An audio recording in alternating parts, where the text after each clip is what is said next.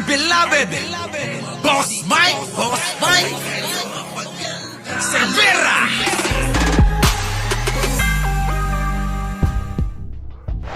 Natuklas ang nagtatrabaho rin sa Department of Public Works and Highways ang asawa ni Bryce Hernandez, ang nasibak na Bulacan Assistant District Engineer dahil sa pagkakasangkot sa issue ng Ghost Flood Control Projects.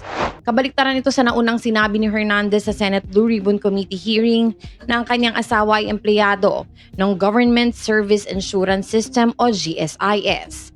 Ngunit ayon sa mga dokumentong nakuha, lumilitaw na si Engineer Mel Clarice E. Santo Domingo, ang asawa ni Hernandez ay dating Engineer 2 sa DPWH, Bureau of Research and Standards, mula 2015 hanggang 2017 na may sahod na mahigit 28,000 pesos.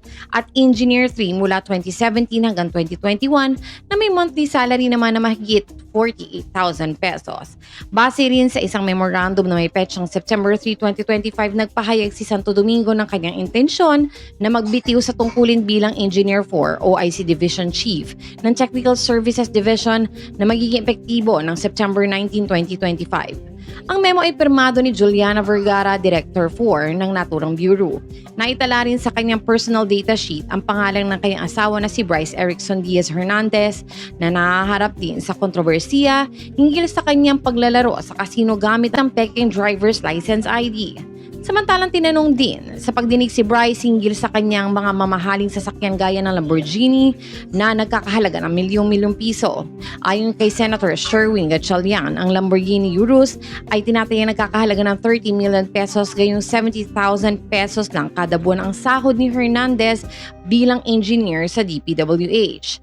Paliwanag ni Hernandez, binili ng asawa niya ang Lamborghini. Napag-alaman naman na matagal nang annulled ang kasal nila Bryce at Clarice at ang asawa ngayon ng una ay isang nagngangalang Rica Fausta Abacan. Nadamay na rin sa investigasyon sa flood control scandal ang love life ni dating Assistant District Engineer Bryce Hernandez.